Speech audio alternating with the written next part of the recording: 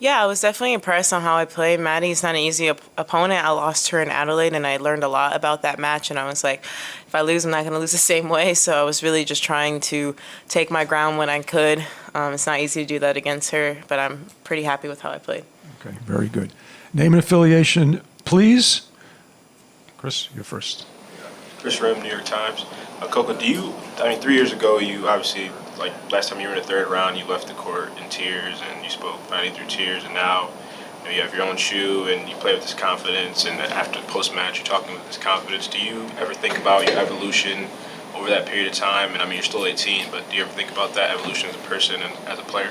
Yeah, I definitely learned a lot from that experience. I think I was putting so much pressure on myself, but I was really just new to the scene. And yeah, I always say, I said this before, I was really delusional then. You know, it was my first U.S. Open, and I thought I was going to go out in flying colors.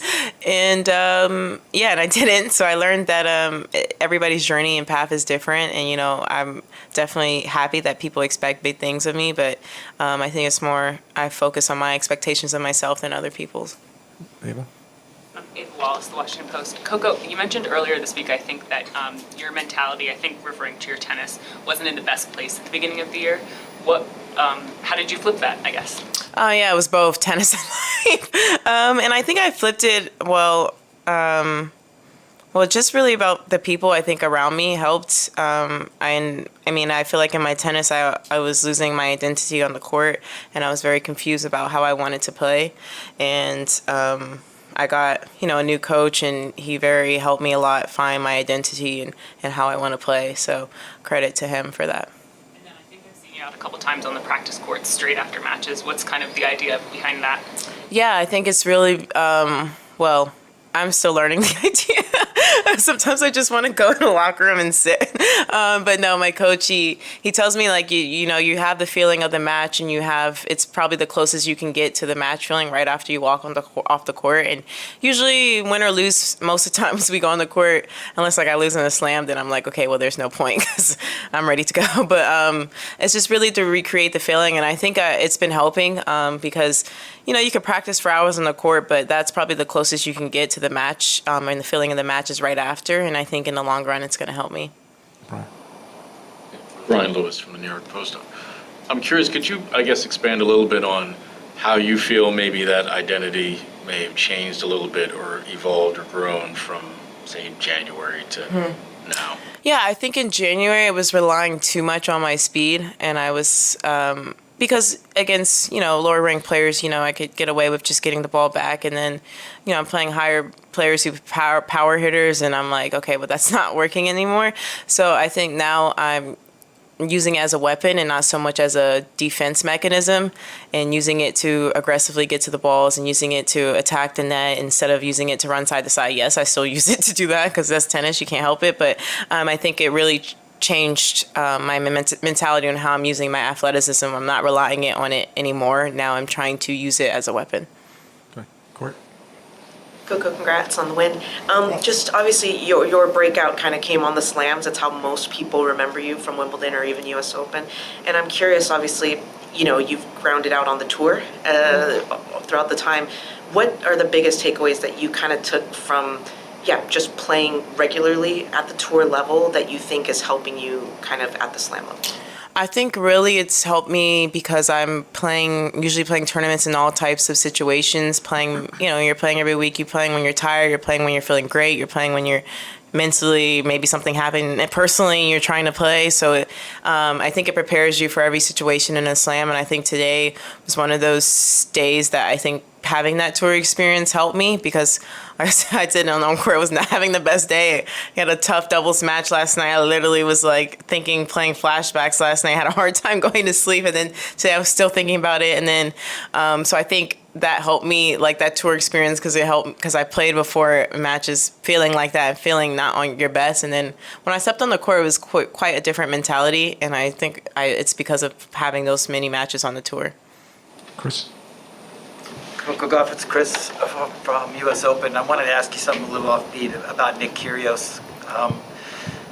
I just wonder overall what you think of his game. What do you think makes him so effective? What do you think makes him so box office? And do you actually also think that he's a different player this year than he was in years past. Yeah, I think he has a great serve. I mean, well, I don't talk about his on-court game. We all know he's great. And, I know there's things on the court that he does that people, don't agree with. And, I probably don't agree with some things. But overall, I think he's a nice person. At least he's always been to me. I remember I first hit with him. He probably doesn't remember this. I was 13 years old at Miami Open, and he finished his practice and hit with me for 30 minutes.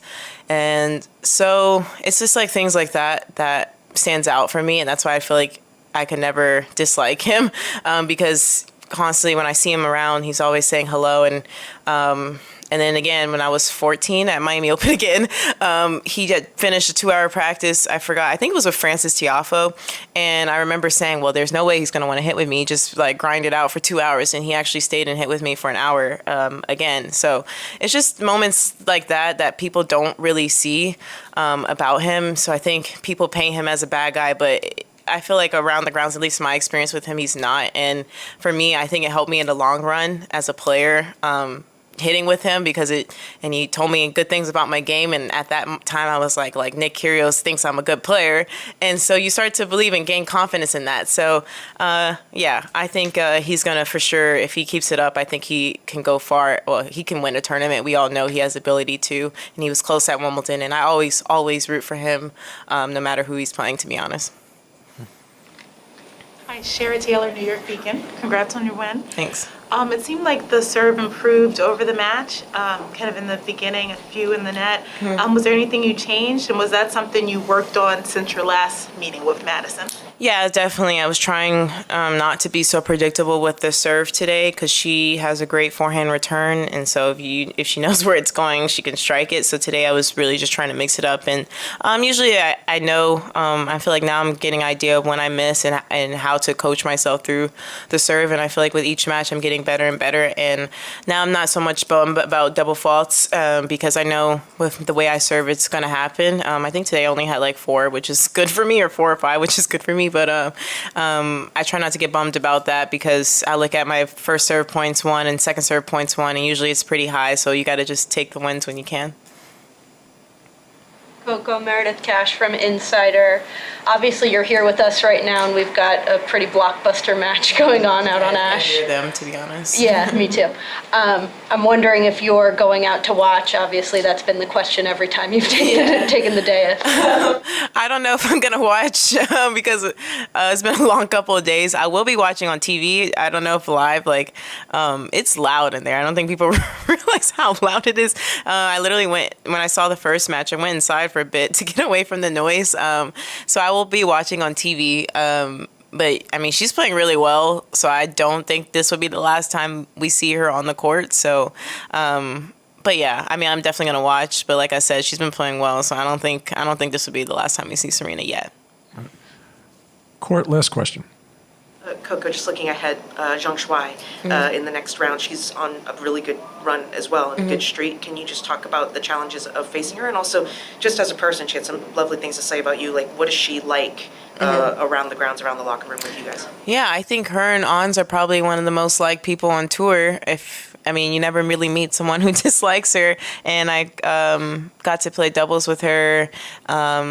And I played her in Miami Open, and that was I think I won in straight sets, but it was a tough match. And I'm sure the next time I play her, I don't even know what today is, but when I play her, gosh, it's going to be another tough match. But as I said, as a person, always always so nice.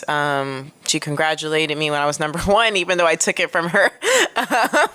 So that's what stuck out about me, and like I said, I think she's probably one of the nicest players on tour, and it's great to have people like this, because she's such a tough competitor on the court, but also as soon as it's over, she has so much respect and for everyone. So I'm just happy that tennis has someone like her in the sport.